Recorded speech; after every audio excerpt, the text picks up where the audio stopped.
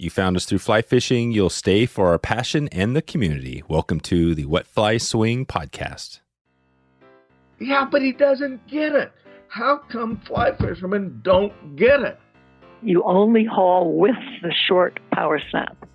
Look for where people walk and the insides of bends and hunt those. The roof flew off and the interior walls got sucked out. And the trees are just coming up. And I mean, he's clearly not going to clear the trees.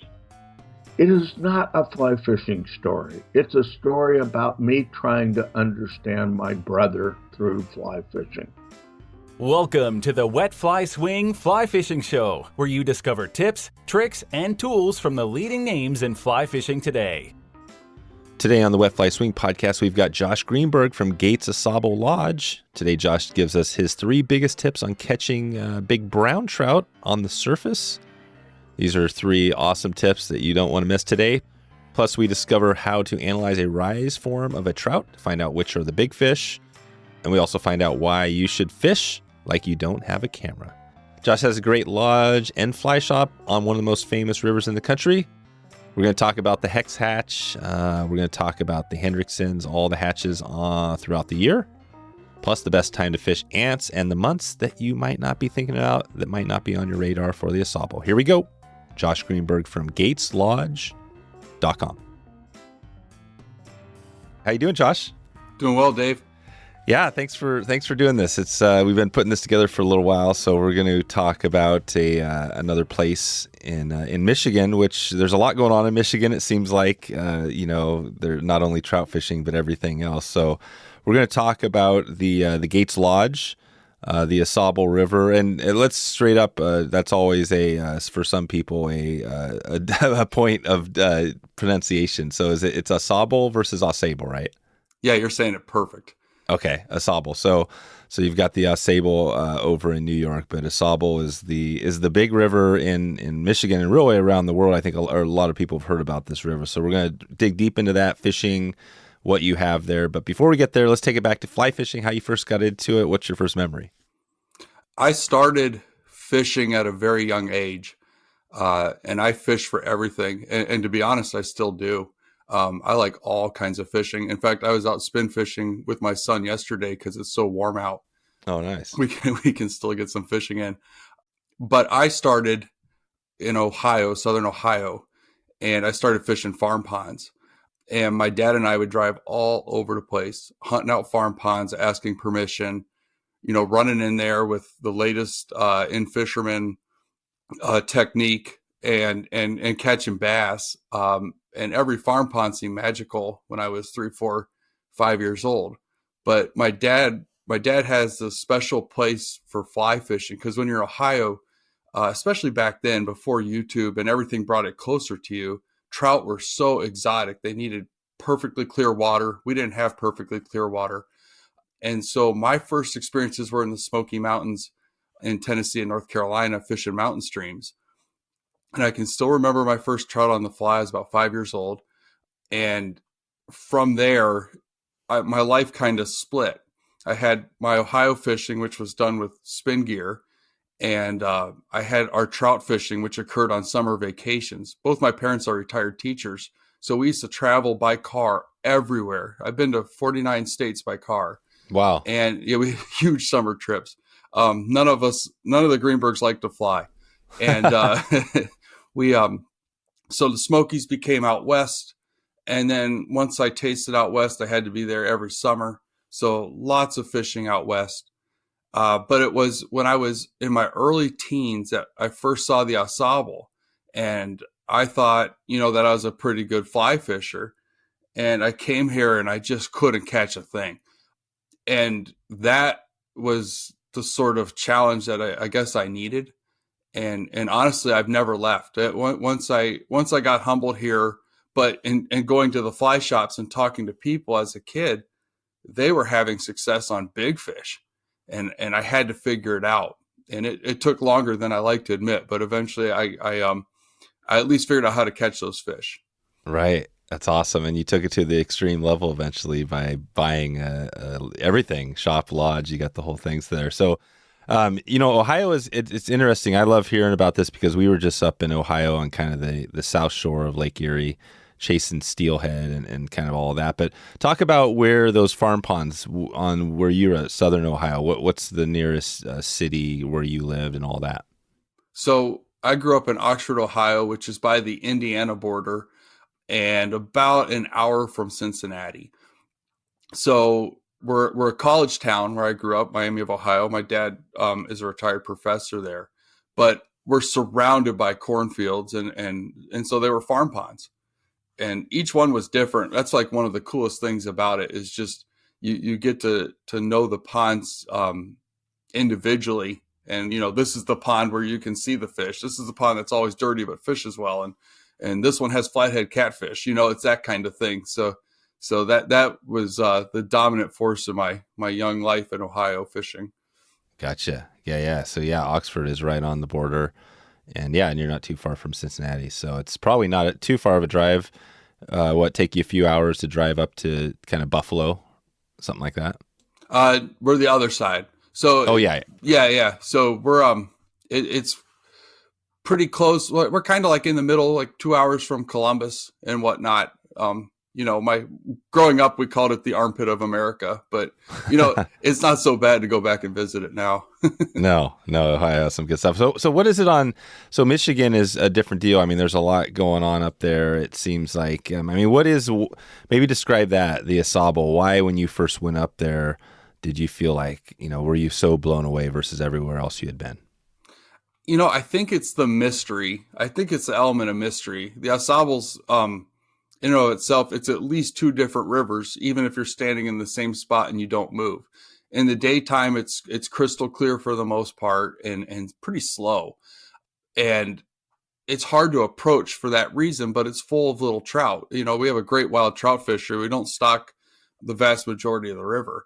So you sit there and you think you know it. And in the day, I guess you do. I mean, you're catching little trout and you're having a good time. And then at dusk, all these mayflies come out, and the big fish, if you leave the river alone, don't spook them. The big fish come out, and at last light, you're casting at a fish you had no idea where it came from. It just showed up, and your heart's racing. And I think that level of it being different all the time, more than other rivers I've met, is what drives me. And I mean, I'm still driven. I'm 44 years old, and especially the fishing in May, I could move anywhere else on earth or be anywhere at any one time. I don't think I would trade the Au Sable in May, even now. I don't think there's anything that is more alluring. If I could say, okay, there's 12 months a year, you can be anywhere you want, any of those months, but you got to pick one. I think I might pick the Au Sable in May. Right. And what's going on in May that's kind of getting you fired up? You just get a huge, we call it a bug chowder, like just different mayflies, different caddis. You got your stones, any one of which could be the star of the particular night you're out fishing.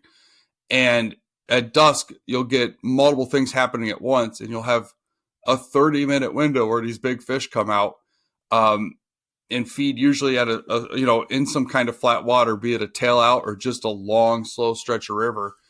And you got to do everything right. Like a perfect night in May, I would make hopefully like one or two casts, catch a big fish, have a beer on the tailgate, and call it good. You're not out there ripping your fish. You're hunting. You're hunting the whole time. Wow.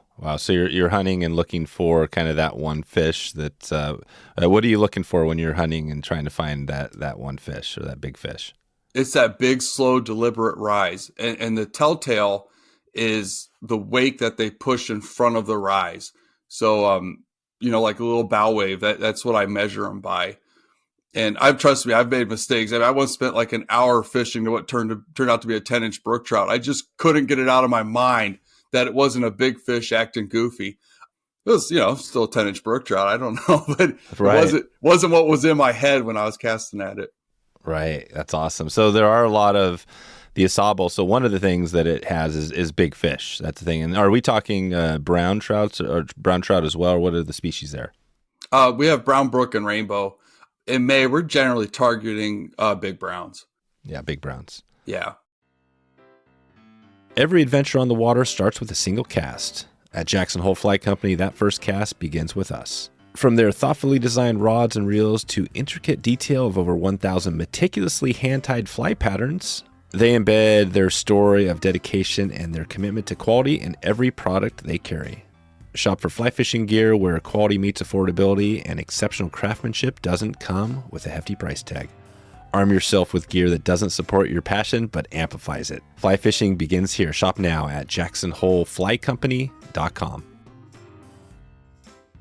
And so that's it. So you have that. So you got some big browns there. And then what is so if you were there in May, what does that look like? Are you pretty much on the surface trying to get these to a dry fly? That's the ultimate thing in the evening? Yeah. And the Au Sable is all about context. So I'm also very happy catching a bunch of smaller fish during the day. So we'll usually wake up with a remnant Hendrickson spinner fall and then have, black caddis hatch right around noon. And that carries us through to whatever else little mayfly is going to trickle off in the afternoon, pause for dinner, and then go look for spinners. So the spinner fall's the main event. It's also worth noting, and I'm sure if anyone who fishes the Au Sable is listening, they'll say, what about the days when nothing happens in May? Those happen too. It seems like every 3 or 4 days in May, you hit a real winter. And between then, you have degrees off of that, sometimes being where it's, a high of 42 degrees and nothing happens. Right. What is there a certain temperature that, of kind of that time of year that makes it perfect, water temperature or just conditions? It seems like I care less about the water, if only because it's going to do what it's going to do. But what I'm looking for in the evening, the first half of May, is for the air temperature to fall past 60 degrees at about 9:30. That seems to be the temperature where the spinners will definitely hit the water. If that's going to happen and it's a beautiful evening, things are probably going to be pretty good. Gotcha. That's right, 9:30, because it's going to be getting dark probably by 10:30 there or something like that. So you're fishing. Yeah. About 10 o'clock that time of year. Yeah. And as long as I know that temperature's dropping, they'll start hitting the water as it falls from 65 to 64 to 64 to 63. And then the bugs are going to be hitting the water. My general rule of thumb for Hendrickson spinners is if you get to the river at 8 and you don't already see a few Hendrickson spinners on the water, it's probably not going to happen because they have that. You need that temperature to just barely be warm enough. If it sounds fickle, it's because it is. My ability to have my heart broken is tempered by the fact that I live here. So I just try again tomorrow. So I sympathize with other people who are here for 3 days, and I know it's frustrating, but it's the part I do love about the Au Sable is that it will break your heart repeatedly. Yep. I mean, that's part of one of the reasons why it's probably famous is that it's not easy, right? It's a lot of these ones you hear about around the country are kind of the toughest ones, but there is a chance. I mean, that's a cool thing, right? There's always a chance of that fish of a lifetime. Oh, yeah. Yeah. This is great. You have a couple of, I think I've been noticing this kind of on social, but some signs out front of the lodge that say kind of little one-liners. Oh, yeah. Is that something you've been doing for a while or talk about that? Because it seems like, I'm not sure, are you having to get up there and change the lettering physically up there? Oh, yeah. Yeah. It's a rite of passage. So I had nothing to do with starting that. My old boss, Rusty, who passed away, he was famous for his signs and some of them pretty racy. And so it's just something we carry on. So as you get older, you come up with the signs, you kind of do I use a sticky note and we all just rap about it in the fly shop. And then we pick the youngest person working and tell them to go do the sign. And then we stand at the window at the fly shop and critique their spacing. Yeah. And that's how the torch passed, because Rusty used to do that to me. That's just the way it is. There you go. So the sign, and what's on the sign today if you go out there? What's funny is I guess it's over the holiday season, so I can't remember. But I know it's about streamer fishing. Yeah, about streamers. Okay, yeah. So, and Rusty, obviously, Rusty Gates, right? I mean, he was the guy who founded this. Maybe let's hear about that a little bit. I would love to, it's somebody you never had on the podcast, but would love to hear about him. I know I've heard some stories. What is it about him that you kind of remember most, or how he influenced you? Well, Gates has always been kind of a quiet fly shop. And even more so back in the 90s when my parents bought a place up here, just up the river, a little cabin. And my dad was driving around and he goes, I think there's a fly shop just down the river at Stephan Bridge. And so we went and checked it out because there wasn't really a sign that said, hey, we're open, we're selling stuff. It's just a sign that says Gates Lodge. You don't know what it is. We pulled in there, and I was going to get some fly tying materials, and Rusty was there, and I pretty much left with my first fly tying order that day. And so I've worked here ever since. But Rusty he was a pretty quiet guy, strong defender of the river's health. Not universally loved locally, but pretty loved nationally. He was Fly Rod and Reel Angler of the Year, and great fisherman. Fished with him, not as much as you might suspect, but enough to know that he was the real deal. Incredible commercial fly tyer, but he had sort of an aura about him. And part of that was he wasn't afraid to tell you exactly what he thought, especially if he was in a bad mood. So working for him, you had to have a little bit of patience with him and what he was going through. I mean, he was famous. He wouldn't really delegate. So he did all the shop. He handled most of the big sales. And then when he left work, he was at work every single day. Every day. I think he worked 363 days a year, probably. Wow. And it always started at 6:30 in the morning. And when he left work, he was the president of Anglers at the Au Sauble, which is this hugely successful conservation group up here. And the dude didn't sleep a lot, Right. mean, and his wife, Julie, who was kind of my up north mom, when my parents would let me come up here and work, even when I was a teenager, sort of under their supervision. And Julie was the same way. She ran the restaurant and she was there just every day, breakfast, lunch, and dinner. So wow. That's kind of the roots of the lodge as I know it. And then Rusty's mom and dad, ran it before him. So it's kind of passed on in that way. Amazing. Yeah. So they were, workaholics basically. I mean, worked all day. How old was Rusty when he passed away? So Rusty and Julie both passed away at 54. And Rusty's dad actually passed away at 54. So these are things, selfishly, I'm paying attention to at 44. And I do try to delegate more and carve out more time than they did. It's one of those things that you appreciate. And you also say, I really don't want that to happen to me. It's only fly fishing. I know. That is one of those things that is a hard thing because you love it so much. You feel like you want to.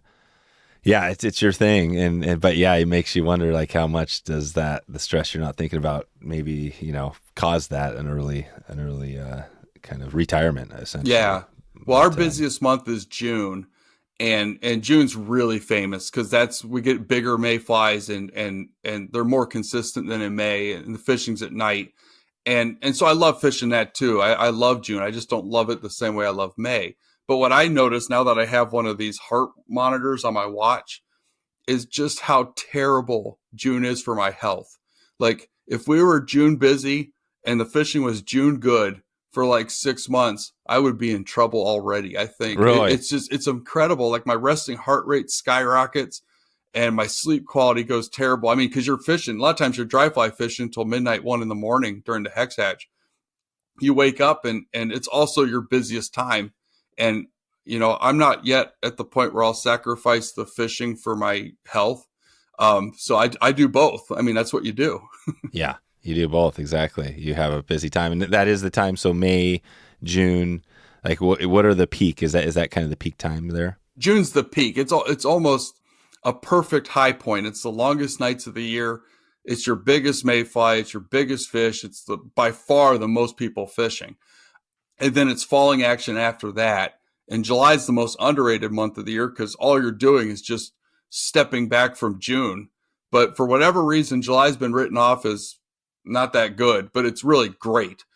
And it kind of falls off like that. So it's kind of a triangle of a season. If you start in April and go to, say October 1, and the point of it's right there, June 15th to June 30th for the Hex Hatch.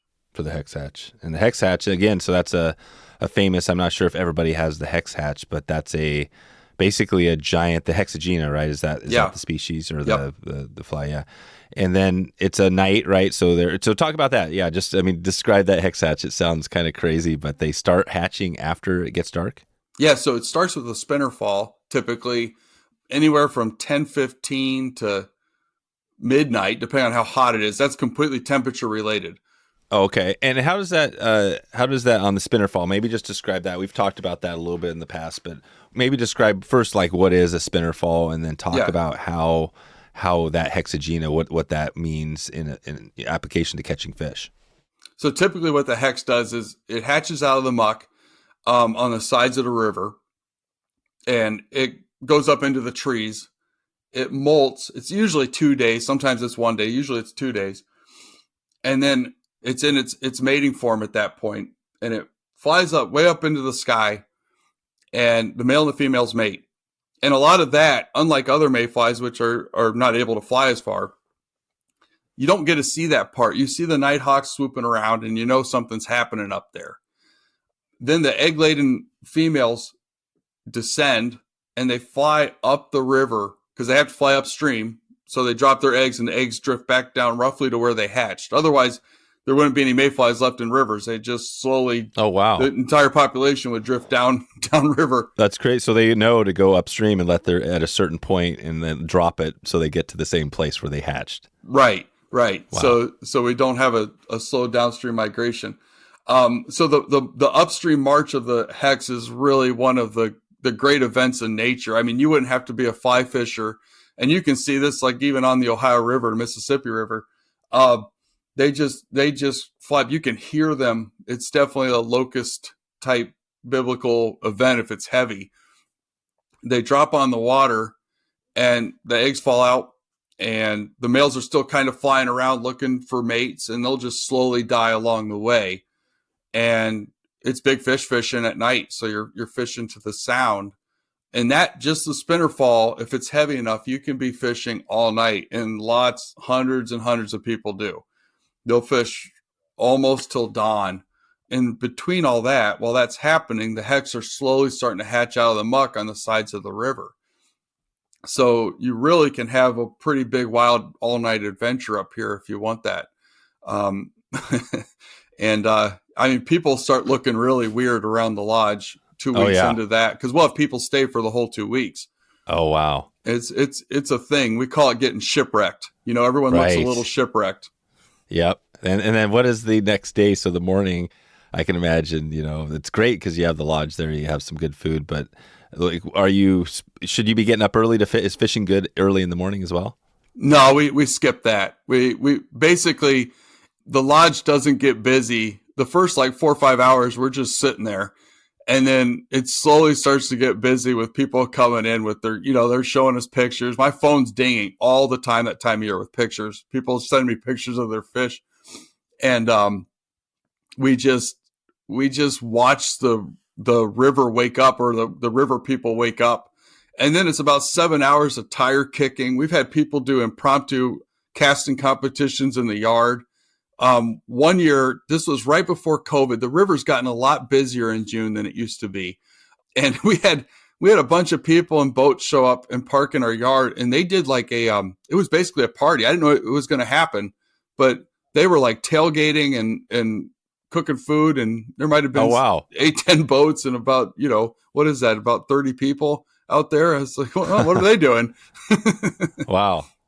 So this is maybe describe that on the river itself. When you're there, is this something where it's kind of a walk and wade and there's a boat opportunity, or what's that look like? Yeah, there's lots of people in boats. There's been a lot more boats on the river in the last decade than ever before. I mean, the last decade's probably been as many boats as the previous 50 years, at least. And so it's changed how we approach the river. I pretty much stay out of a boat during hex and walk and wade, because I can have my spot, fish my spot, and then leave and get home at a reasonable hour. The boat almost always adds an hour, especially if there's a backup at the launch. So it's not like the experience is cool. It's not something that we go out of our way to promote. I mean, I think it's kind of at a saturation point on our river. And some would say, I think rightly, that for 3 or 4 of those days, it's probably beyond a saturation point. Right. And it's okay with me. It lasts 2 weeks. It's one of those things you're happy to see it come and you love to see it go. And then, right around June 28th, you just flick a switch and the river's back to normal. Oh, it is. Oh yeah. It's crazy. So during that peak time, is there, we have this, out west as well, all over the place, well, really all over the country, but you see these places where there's kind of limited entry restrictions. Has there been talk of that? Is there any of that? Do you think it needs that in that peak time to maybe control how many boats are on the river? I would say if it lasted an extra week or two, if we get to that point, then maybe. But I can't tell how much of my feelings are a reaction to the COVID boom, which was huge here and crazy. And I probably couldn't have survived another 3 years of it. So I think it kind of remains to be seen. Like this past year, May was nice and quiet. It was good enough for business. It felt like it should feel like you have to try to do good business. But when you went fishing, you had a place to fish. That's kind of how I think a fly shop should feel. And then for 2 weeks last year, it was extremely busy. And we're all the guides and everybody's talking about how we need to limit boat launch access, like you're suggesting. And then right when you start to feel that conviction, they're all gone again. And you say, well, I don't know, maybe it's just 10 days that you are busy. Right. Yeah. No, that's good. Yeah. You hate to go down that route, right? Because then it restricts certain things you can do. And I think in some places it works great. Yeah. In fact, it makes the experience better. I know, like on our home water, it was a big, many years ago when they started doing it, I think it was maybe 20 or 30 years ago, they were like, okay, we're going to be starting this limited thing. And at the time, I was like, oh my God, this is going to be terrible. We can't go fishing whenever we want. But as it turns out, there's ways to get out there, and the experience is better because now there's a limited number of people, it's that whole thing. So that's the idea, obviously. But no, it sounds like you guys are in this really amazing place. So back to Rusty here. He, it sounds like he rubbed, the people the wrong way, maybe locally and stuff and all of that. But he sounds like he did a good job at promoting this area. I'm still trying to get to that thing, like thinking, the Au Sable versus, say, another river in Michigan. There must be other rivers that have brown trout that are good. But do you think Au Sable is partly Rusty's ability of promotion of how he did it? Or do you think literally without Rusty, this place would have become the name it is? The river's been famous for a long time. And Rusty was a good promoter, but I wouldn't say that was like, he wasn't like traveling around doing it. And there wasn't social media at the time. A lot's happened on this river. And it's the river has a couple things going for it. It has 3 branches, all of which are wadable. So right there, that helps a ton. But Selective Trout was, the book was born on this river. And in fact, I talked to Doug Swisher about it a couple years ago. And he told me that he was fishing with Joe Brooks. So 2 legends go fishing about 4 miles upstream of the lodge. And Doug outfished Joe. This is as the story goes. And Joe was so excited that they went to a payphone that used to be at the corner about 2 miles from the lodge. And Joe Brooks called his publisher in New York and said, "Have I got a book for you?" And that book became Selective Trout. Oh, wow. So I think it extends this river's been loved to death, and kind of following up on the previous conversation, this river's been loved to death like 3 times. It was a great place to float a log back in the logging days. Right. And that killed it, and we had the Clean Water Act because we used to pump sewage down the river, which made it rich. The river used to have more trout when they did that, but that's a fine line. As the river warms up like it has now, that probably would have been a major problem.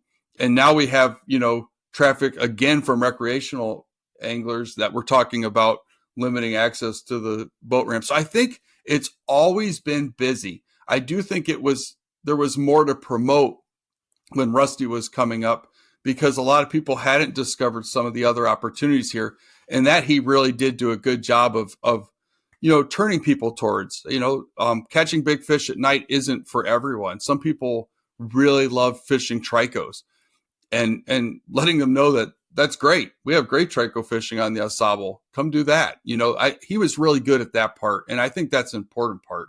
Yeah, no, that is. No, that's a good clarification. And I love the selective trout. Yeah, I mean, that book has come up many, many times on the podcast. It's a famous book and too famous. So I totally forgot about that was the river. So these guys basically, probably a lot of the bugs, hatches they talked about were from that river. Oh yeah. Which is amazing. So let's, as far as the river, going back to that, so talking about May, June, let's just take it back to that Hexagenia hatch. So when you're there, if somebody's there in, like you said, what would be the peak time? What, if you had to pick one time to think, or does it vary? Does that hatch timing vary a lot throughout the year? Or not throughout the year, but throughout the June, period. That hatch is pretty easy. I mean, it's typically June 15th to July 4th. So sometime in there. Yep. Gotcha. So June 15th to July 4th. So you got this period where you could go catch fish in the evening. And so I'm assuming there's no regulations really. Is it Michigan or just in general about fishing at night? Michigan's a night fishing state. I don't know of any regulation without, throughout the state that keeps you inside. So yeah, so night fishing is great. So and again, it's the brown trout. I mean, we've talked about this a little bit, but never specifically in your area. But when you go out at night, maybe just paint that picture. So these bugs, the spinner fall is beginning, or it's going on, and describe the spinner fall again. So that where you're hitting those fish, and then maybe talk a little about what flies you're using, how you set up for that hatch. For the hex, it's really pretty simple. I mean, the perfect hex hatch season for me, I'll actually just fish the same fly. You find your favorite fly and you find a spot that you want to sit. So let's presume you're waiting, and you do have to kind of lay claim to it. So there's a little bit of the Alaskan bear on the salmon spot, Yeah. How do you do that? Because I know this is an interesting thing. I've had the same thing. How do you lay claim to your spot so people know you're there? Here's how I do it, but it's a little different how I do it versus if I was here fishing for a week. If I was fishing for a week, I'd go down, find a nice place, have a snack, read a book, and make sure I had my spot. But I wouldn't throw any kind of fit. I'm pretty good at never getting into any kind of conflict on the river. And I can only assume some people really like to do it because I hear about it and I go, how? It's not like I'm fishing private land. If I see someone, I go the other way. I typically don't go to the river at 7 p.m. to sit there for 3 hours waiting. I typically will go at about 8 or 9 and just drive through and see if I can find a spot, because I know a couple things. One thing is that brown trout move after dark. So that shallow riffle that no one's sitting at could be full of big fish, especially if it's been hot out for a couple days and the fish want some oxygen while they're feasting on hex. So there's no silver bullet as far as a spot. There's some really good spots that are consistent big fish, dry fly spots. But in general, I don't stress about that. I don't say, okay, this night's ruined because I didn't get my spot. I like to sneak in. And then once the lights go out and the fish are rising, what you need as an angler condenses. You don't need 400 yards of river if you got 3 big fish rising in front of you. And so everyone tends to chill out. This is, again, in the wading water. The boat water is a little different. So how we handle it if we're in a boat is we'll see most people, 90% of people use a little red light on their boat that they keep on the back. And they'll be at anchor fishing to a fish. And if you're in a boat that's moving, you approach the red light, you stop and you ask them which side, to pass on, river left, river right. Some people say north, south. And then you try to get around them. And that's why I don't, when I guided, that was life. But now that I don't guide, I rarely go out there because I just get so tired of going between the boats when I can just go wade fish. Yeah, right. Yeah. Because it's busy during that time. So, but that's how I set up for it. Yeah. Yeah, that's how you set up for it. So if you're in a, no, I love that tip. Basically, you don't have to get out there way early to hold your spot. You can find whatever's open and then get in that spot. And then once you're there, so what is the fly? So as far as because the mayfly, the Hexagenia is, how big is that bug for those that haven't seen it? We're using a size 2X long, size 6. Yeah, size 6. Yeah, and the big trick, if I had one trick for people is I'm usually fishing a size 8. I do better with the smaller hex. You size it down one. And, I think that's a general rule of thumb is if the bugs are hatching, even if it's Hendrickson times and the fish are seeing a size 14 through a size 18, be that a black caddis, a mahogany, or a Hendrickson, don't fish a size 12 thinking you're going to get their attention, because everything they're eating is between a 14 and an 18. And it's the same with hex. The fish just got done with brown drakes and Isonychia. So we've already had 2 great weeks of fishing and fish eating size 10s and 12s.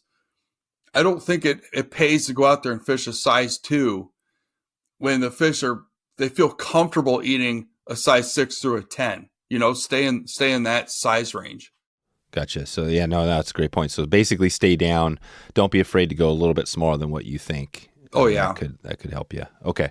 And then when you're on the water, let's say you found a fish, you had that tip there about how to find that big fish. You see it slurping.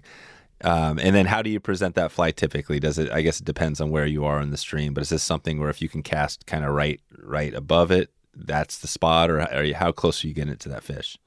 The traditional way to fish, you can get pretty close to them because it's at night. By that time, you're basically fishing by sound.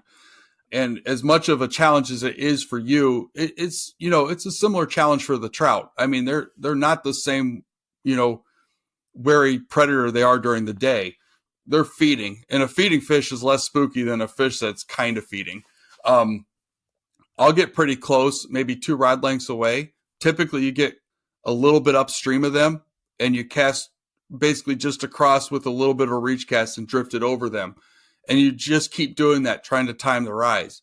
The other trick I'll do a lot, and this is for all my dry fly fishing, and it'll sound funny that this is a trick because it's actually how everyone else in the country does is I'll get below the fish and cast back upstream. I notice when you get below fish in the river, you can see the rise form a lot better. And then I can, with hex, because their fly's so big, I can see my fly land, and I say, okay, in that little bit of glare, this whole thing that I couldn't see from across, I can now see perfectly. So if I can get behind them, that's how I do it. Gotcha. Okay. And then you must have a good night. Is the moon is like a full moon? Is that a real good night out there? Or does it spooks the fish the same as. That's too much. Yeah. It's like, somehow you want it dark. You want it dark, but you can't see dark enough. And then, I'm assuming you're not using lights or anything like that to. As little light as possible. So you can get away with more than people think. But in general, red light, little light as possible. And what we're describing, it happens really, that night fishing thing can happen. We've had Hendrickson fishing go till an hour after dark. The Hendrickson spinners, the brown drakes do the same thing, the ISO spinners, the sulfurs for sure. So night fishing, and then we fish, we swing mice all the rest of the summer. So night fishing's just in our culture. It's in our culture. So we, I guess, coming from Ohio, I have a good perspective on it. It feels natural now, but I remember the first time I hit a hex hatch. I was with my dad, and it was so crazy. Like there were fish rising, I couldn't tell where they were, and it was total sensory overload. Total sensory overload, and you're just hearing all sorts of things. You don't, was that a fish? And you're just casting blindly, but you get, just like anything, you get a little better at it, and you learn to trust your instinct. It's amazing what people have in them as far as, getting distance right and stuff. I mean, the same thing that lets you shoot a basketball, you just kind of. Yeah, you just know it. Just know it. Don't overthink it. That's a great tip. And it is, again, part of it, like Michael Jordan, the practice, right, or whatever. He missed so many shots, right? He's won plenty of championships, but he's right. Missed 5,000 free throw or whatever it is. But the point is that, man, I do that too. I'm out there just shooting now, and it's like, wow, it's kind of amazing to be able to shoot a 3-pointer and swish it through the hoop. I mean, sometimes, like most of the time it bricks, but those ones that make it, you're just like, wow. That's amazing. And fly casting's the same way. You make that cast sometimes, you're like, oh my God, how did I make that perfect cast? And then a giant brown trout takes and you're like, wow. Right? That's the moment. Knowing when to be analytical and knowing when to go by feel is like one of the great mysteries I see people struggle with in fly fishing. Yeah. I mean, they'll be, you try to measure out your line and good luck doing that. I mean, that's, you just kind of got to feel it, you got to feel the whole thing.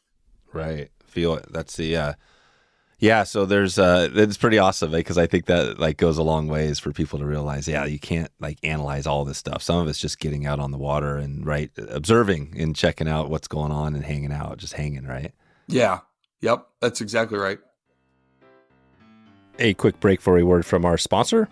Smitty's Fly Box, delivering monthly flies, fly materials, and accessories each month with their Smitty subscription fly box. If you need a unique fly selection for a new water you're fishing, or if you want to get started fly tying the easy way, Smitty's has you covered.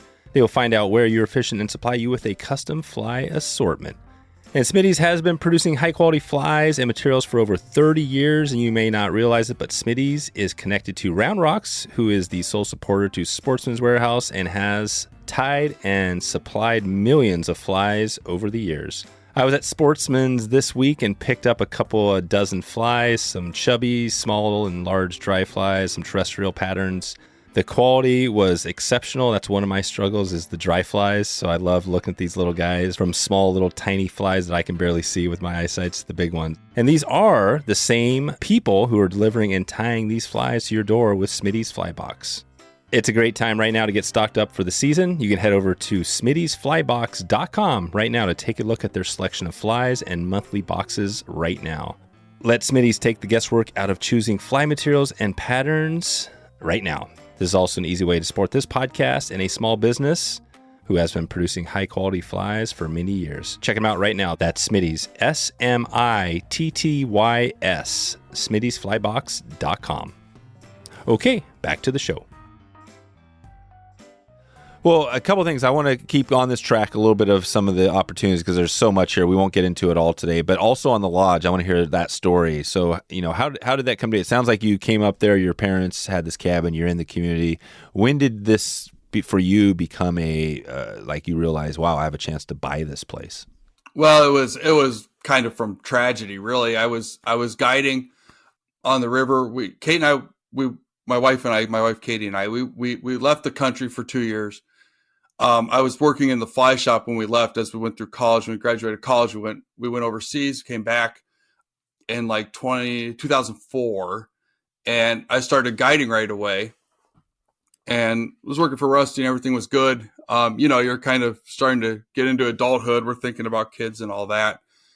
And Rusty got sick. He got lung cancer, and so that's sort of how it happened. Like I came back and ran the lodge, or tried to run the lodge. Rusty was sick, but he's still there working every day.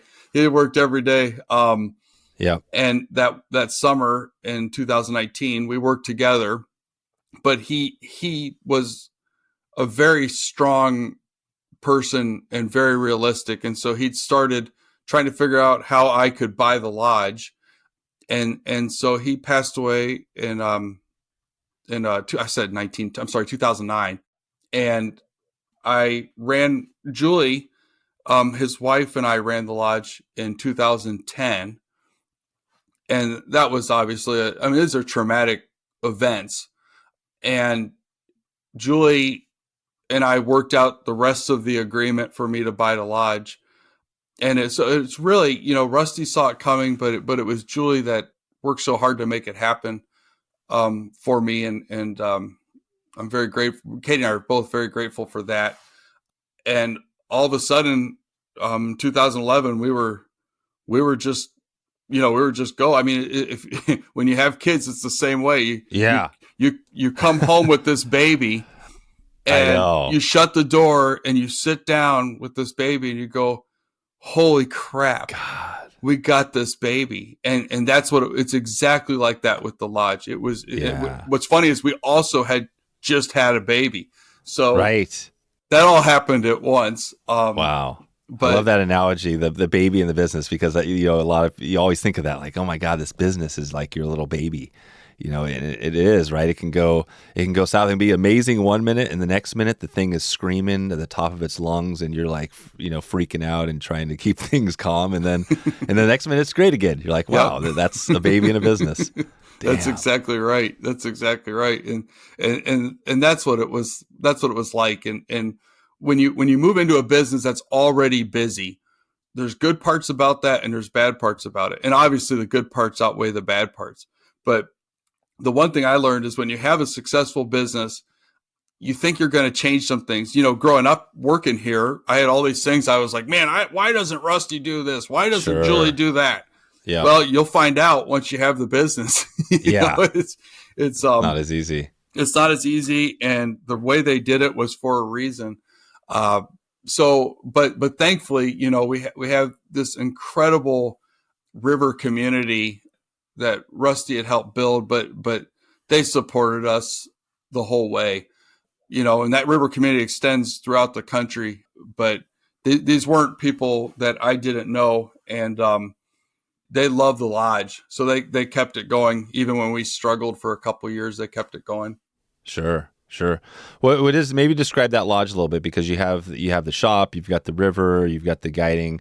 What is the lodge like? Maybe if we were coming there and hitting the Hex Hatch in, that June period, and we were coming up there the first day driving in, what do we see there? Paint that picture.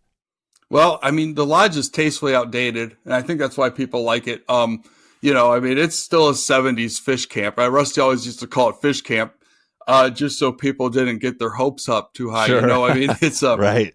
It's a strip of 17 rooms along the river. We have a great restaurant, breakfast, lunch, and dinner every day during in the summer, spring, summer, fall.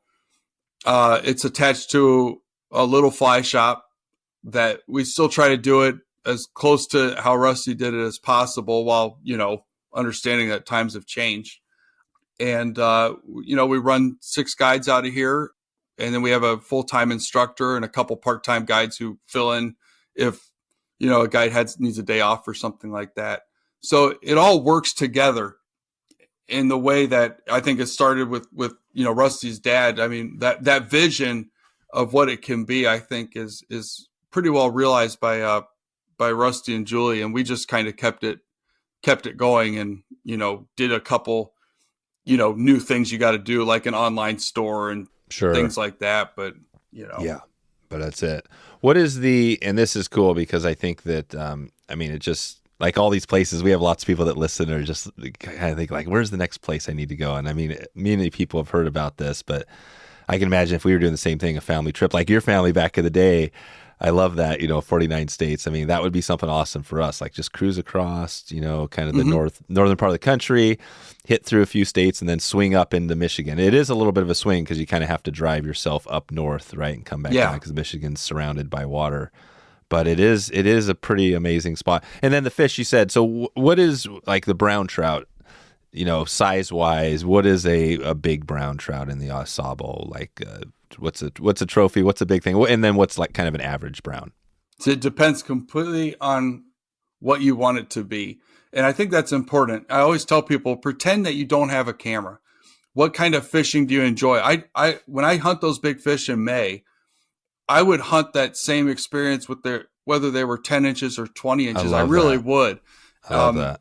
And there's the way social media, I'm not a social media guy, but the way social media works is you end up fishing in a way that you might not actually enjoy as much as you think. You enjoy having the picture. And so you enjoy the picture part of it. But I tell people, fish as if you don't have a camera, and then we'll take the context of it, because the Au Sable is all about context, and we'll break it down. I'll tell you what a good fish is. So if you go out fishing in the middle of a July day and it's sunny out, and you catch a 12-inch brown trout, you've done great. And I mean that. Like, that took more skill than any 20-inch brown during Hex ever will. If you go fishing during the Hendricksons, the hatch, which is at, say, 2:00 May 2nd, it's not unreasonable to hope for a couple fish bigger than 12 inches to be rising, have a shot at them. So average size is really dependent. What people typically think of the Au Sable, though, is what I'll give you, which is we have a whole bunch of juvenile trout in this river because it's a wild fishery. So 4 to 10 inch fish are what we're fishing for during the day in the summer. That's it, no matter what you see. And I'm talking about the upper river. The lower river's got a little different thing because there's less fish, but the average size is larger. And are you guys is the lodge in the upper river? We're in the upper river. So we're the nursery section. What we are is a big nursery section for fish to come spawn. They leave their babies behind. Some of the babies stay here. The rest, some out migrate.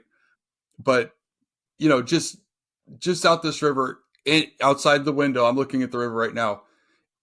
Anything can happen. So a good fish is whatever surprises you, because whatever surprises you will look huge. It's right. That could Yeah. be a 12-inch brown July will look big if you've been catching a bunch of 5-6 inchers. What people typically go for on this river at night is they're hoping to catch a brown over 18 or a brook trout over 10. Our brook trout have gotten smaller, noticeably smaller in the last 20 years. And then our rainbow population's increasing, which is probably related, I think, to that brook trout thing. And so we do get some nice rainbows in here. And so typically downriver, that would be, an 18-inch class fish. But we try not to push that. We used to have a trophy log on the wall in the shop, and we got rid of that about 10 years ago, kind of when social media was taking over, and you're seeing this huge change in how people fished and how people related to fishing. Yeah, I love that. No, that's such a great point. I think that quote you had, fish as if you don't, you don't have a camera or whatever in your, because you see that too, and you see it on social media where somebody's got their camera propped up and they're trying to get a perfect shot, and it's real obvious in a video or something. But yeah, you see that too, because if your camera's there, you're always thinking, oh man, where am I going to get my thing? It just changes your whole experience, as opposed to like if there's no camera, you're just like in the river. And you're like not thinking about that. And you're just thinking about you and the fish or, the environment. That's such an awesome point. I love that. Right. I mean, if you have 5 12-inch fish rising and no 20-inch fish rising, and you don't have a camera, instead of going to search for those, that 1 20-inch fish, you're probably going to take a cast at those 5. Right. And that's going to be your night. And that's great. I love a night like that. Yeah, for sure. Cool. So that's it. So in brown trout, like you said, rainbows, brookies, and then let's just take us through the year. So we got kind of in the June, July, and then all the way through October. What happens kind of October and the season? Are you guys still getting hatches throughout the whole summer into the fall? Yeah, we get September. We get flying ants, which is our best terrestrial. We're like a sand soil everywhere around our rivers, sand soil. So we get these huge ant mounds, and if we get a little humidity in the air and it's a little warmer than average, we'll get flying ants from 4 to 7 p.m. And that's great fishing. It's great dry fly fishing. And of course, then the fish are always looking for ants. And that can carry right on through the first week of October. It mixes with blueing olives. We get whiteflies, the Efron leucon, the whitefly hatch downstream below Mayo Dam. So we have trout fishing down about 30, 40 miles below us. That whole 30 miles is trout water. And so, you got a lot to chase then. We get bluing olives in the afternoon, and we have good streamer fishing. Pre-spawn streamer fishing is really good. And that lasts till about October 15th. And then the trout start jumping on beds, and most of the lodge guests are bird hunters by then. So the season's kind of wrapping up at that point. You got bird hunting. You got bird hunting too. So do you have guys staying there during the fall, winter bird hunting out of your lodge? Oh yeah. Yeah. At least half our guests are bird hunters. We have good grouse hunting. Oh, awesome. This is sweet. Okay. So this is a big part of it. Well, let's take it back just real quick on the river. I want to talk about just the bigger picture so we can see that real quick. I mean, it kind of goes, I guess it's a tailwater. I'm assuming is it Mayo Dam? It's a top flow. So it's a tailwater, but it's not the good kind of tailwater. So, oh, gotcha. But it's an incredibly rich stretch of river. It gets a little warm in the summer, but the fish so it used to be assumed, this is kind of a neat story, and it's a late breaking story, but it was assumed that the trout fishery down there was a stocked fishery. So below Mayo Dam, the state stocks browns and rainbows. And the DNR did a study, and they did a great job of reaching out to interest groups like Anglers Au Sable and Mason Griffith Trout Unlimited and others. And we did a study. We got to help with the tagging and the fin clipping to find out what the fish were. And it turns out a significant portion of the brown trout are actually wild, especially the big browns. And so they're actually going to discontinue brown trout stocking because it's such a good wild trout fishery. It's one of those things we assumed was happening, wasn't the case. The brown trout had found a way, and all those big trophy fish we were catching down there. That river down there has the fastest growth rates in Michigan, I believe. I have that right. those were all wild trout all along, and they looked like it. It just, we were told that they were stocked, but so it's pretty cool. It's going to be neat to watch that fishery develop down there. For sure. Gosh. So that's there's a little town of Mayo. So it kind of comes out of the lake, it pours over the dam, and then you've got, how many miles is it from where it pours over the dam to your lodge? It's about 30. It's about 30 mile about 30. drive. Yeah. So you got 30 miles of essentially like similar river types that people can fish and drive up and down. Or that one, that down there is boat water. We call that the Middle River. And that's really famous during the Hex, and it's good streamer water, and it's good for everything, really. It's nice water. But that's where we have a lot of the boat traffic. And for a lot of people, it's funny with the Au Sauble, some people, they think of the Au Sauble, they think of the North Branch, or they think of the South Branch, or they think of that Middle River, or they think of the river below Mayo. So everyone has a different picture of what the Au Sauble is. Right. And that makes it really cool and interesting. That is cool. Yeah, because so you basically have the main river, which is a beautiful big river that people are floating, but then you have something like the North Branch that you can go up and wade fish. And are people also walking and wading the main river? Oh, yeah. Yeah. So the whole thing. So you got tons of water, 30 miles, plus you got these branches coming in, which add a lot. And then, okay, good. So it's and then where does it flow? As it flows kind of from I guess it's flowing from the east to the west. Where does it flow into eventually? Which way is it going? What's it going into? So we go into Lake Huron, so we're flowing east, and the Manistee, which is an incredible river, they start 5 miles apart. The Au Sauble and the Manistee, there's a ridge between them. The Manistee turns and flows west into Lake Michigan. Gotcha. So we're 15 minutes away from the Manistee, which is this whole other great trout river. Yeah, that's similar. You could tell that they're related. They're sister rivers, but they're very different as they develop their own character. The Manistee's colder, deeper, and slower. Oh, okay. Yeah. And the Manistee, and Ryan, again, where is the Manistee from your lodge? It's 15 minutes west. Oh, just west. Yeah. And then it flows into Lake Michigan. Yep. Gotcha. Oh, right. This is really cool. And yeah, of course, the Manistee is a famous, I'm sure it has trout, but also steelhead, right? It's a famous steelhead river. Yeah, it's a great trout river, in a lot of ways, equal to the Au Sauble up here. And then, down 2 dams, it's a, world famous steelhead river. Yeah. Yeah, there you go. And then, so you got that. And then the Au Sauble doesn't have steelhead, or is it because of the dams that doesn't have steelhead? We have steelhead and Atlantic salmon fishing actually below the bottommost dam, but that's a ways away from us. Now, they're talking about taking all the dams out because they're not making any money or producing all that much electricity. But that issue is being debated heavily because there's all these somewhat popular lakes that the dams make for other recreation and stuff. Yeah. Right. So us fly fishers would argue that if the dams weren't there, more recreation.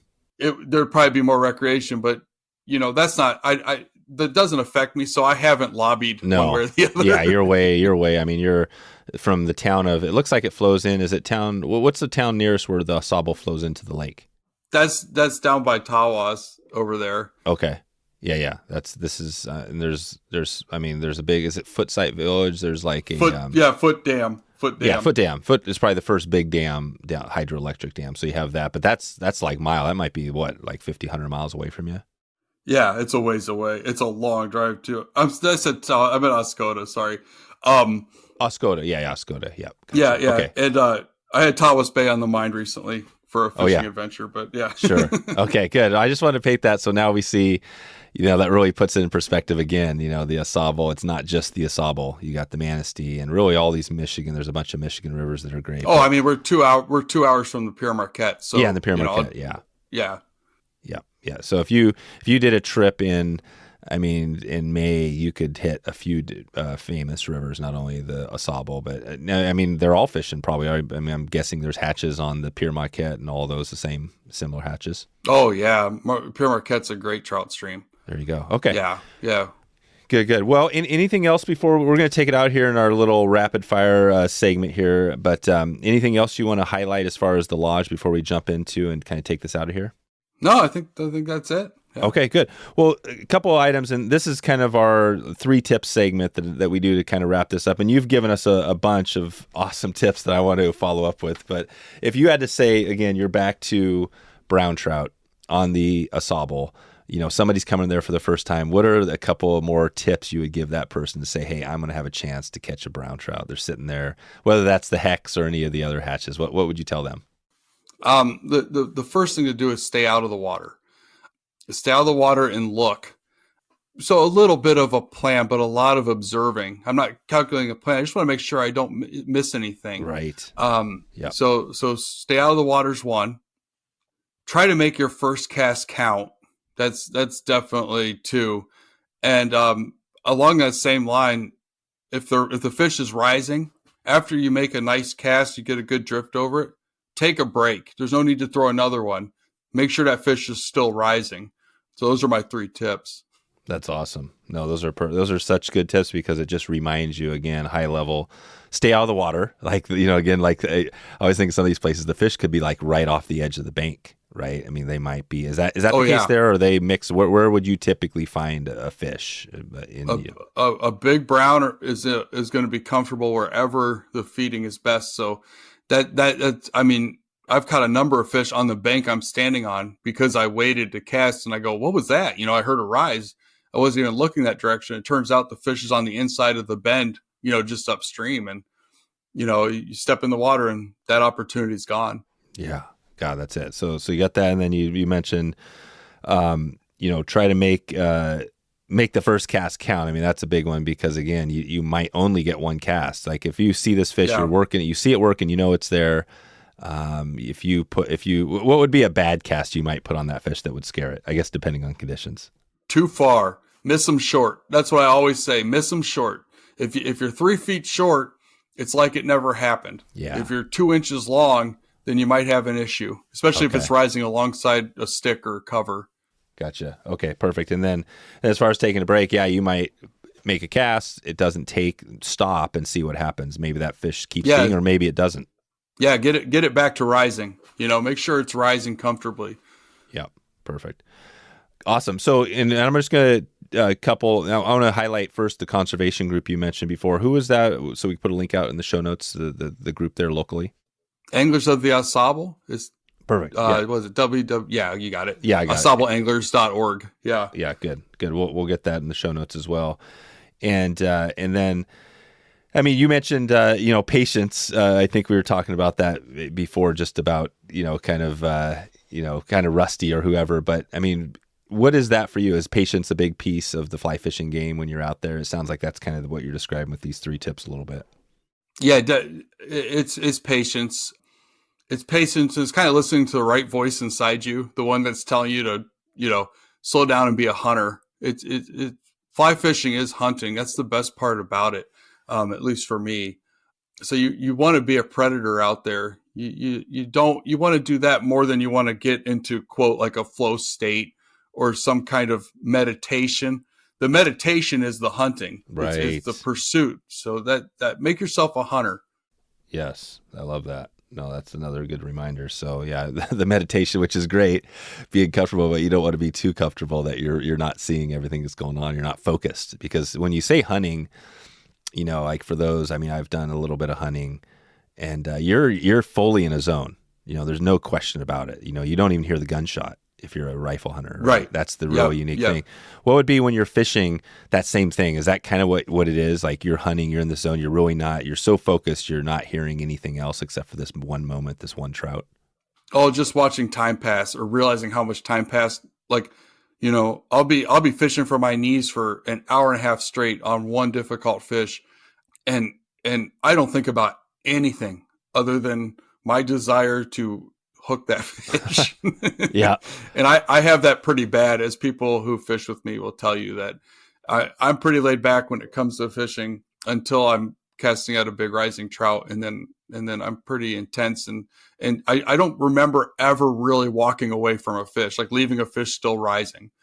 I'll stick with that fish until it quits. Right. That's it. God, this is great. Okay. So people are listening now. There's definitely Lots of opportunity. I mean, if they wanted to, if they're looking at next year, when would you say, I guess depending on openings and things like that, people are getting there?